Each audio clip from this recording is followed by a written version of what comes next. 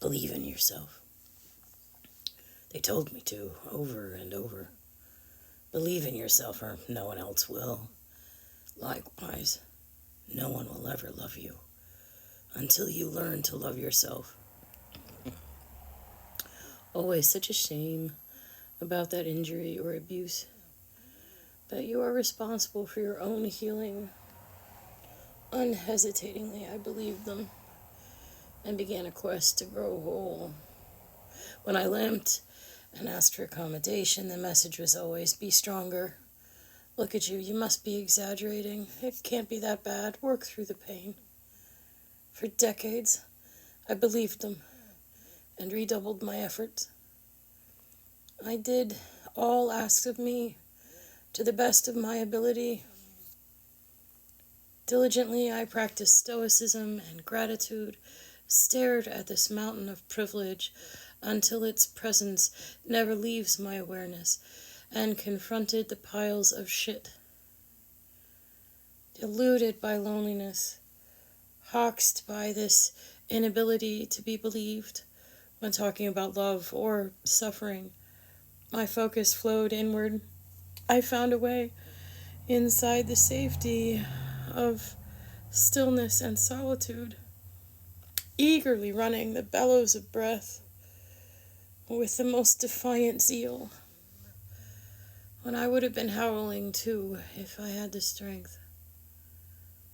Inside this stupefying, unnecessary suffering, I gave myself the loving and compassion rarely found among people. Defiant and spiteful, I learned that loving this heartbeat utterly fulfilled any need I had for retribution. I get to live here now. The times I felt well cared for took on deep significance, even when the love proved to be transactional or ephemeral. Those moments proved love could exist. They gave me what I needed to reverse engineer being someone who mattered until I could matter to myself. These glimmers, collected alongside the receipts of joy made by these hands, now counterbalance all the trauma.